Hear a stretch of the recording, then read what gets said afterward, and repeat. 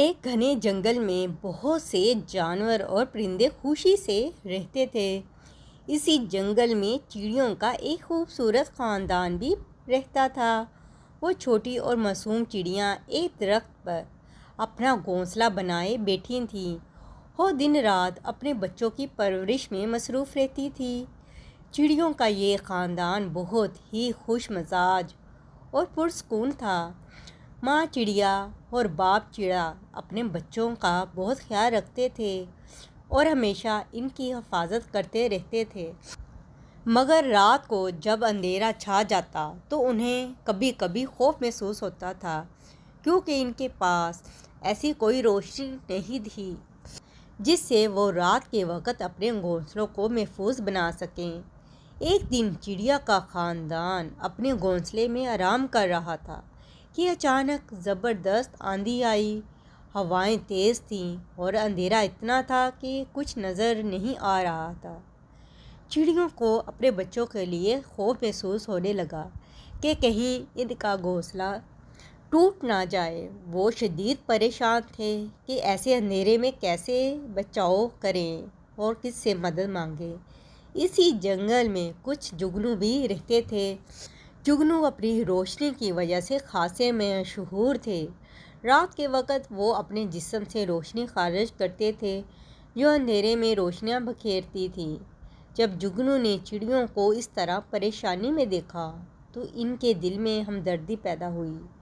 جگنو کے سردار نے اپنی جماعت کو اکٹھا کیا اور کہا، آؤ ہم چڑیا کے خاندان کی مدد کرتے ہیں۔ اس اندھیری رات میں ہماری روشنی ان کے لیے مددگار ثابت ہو سکتی ہے۔ سب جگنو راضی ہو گئے اور اکٹھے ہو کر چڑیا کے گھونسلے کے گرد جمع ہو گئے۔ ایک ایک کر کے سب جگنو چمکنے لگے اور اس اندھیری رات کو روشن کر دیا۔ چڑیوں نے یہ منظر دیکھا تو ان کے دل کو سکون محسوس ہوا۔ ان کے گھونسلے کے آس پاس جگنو کی روشنی نے جیسے ایک حفاظتی دائرہ بنا دیا تھا۔ اب انہیں خوف نہیں رہا اور وہ جانتے تھے کہ جگنو ان کی مدد کے لیے آئے ہیں۔ ماں چڑیا نے شکر گزار ہو کر جگنو سے کہا، ہم آپ کے بے حد شکر گزار ہیں۔ آپ نے ہمارے لیے جو کیا وہ ہم کبھی نہیں بھولیں گے۔ اس رات آپ کی روشنی نے ہمارے لیے حفاظت کا سبب بنی ہے۔ جگنو نے مسکراتے ہوئے کہا، ہم سب کو ایک دوسرے کی مدد کرنی چاہیے۔ ہمارے پاس جو بھی نعمت ہے اسے دوسروں کے کام میں لانا چاہیے۔ اس واقعے کے بعد چڑیا کے خاندان اور جگنو کے درمیان ایک گہری دوستی قائم ہو گئی اور اب جب بھی چڑیوں کو رات کے وقت اندھیرا محسوس ہوتا، جگنو آ کر ان کے لیے روشنی کا انتظام کرتے۔ چڑیا کے بچوں نے بھی جگنو سے دوستی کر لی اور انہیں اپنا قریبی دوست ماننے لگے۔ پیارے بچوں، اس کہانی سے ہمیں یہ سبق ملتا ہے کہ ہمیں اپنی خوبیوں اور طاقتیں ایک دوسرے کے لیے استعمال کرنی چاہیے۔ اللہ نے ہر مخلوق کو الگ الگ خوبیاں دی ہیں اور ہر کسی کی اپنی اہمیت ہوتی ہے۔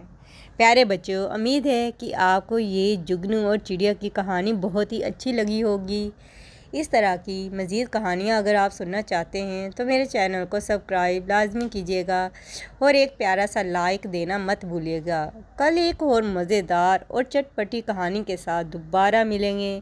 کل تک کے لیے اللہ حافظ۔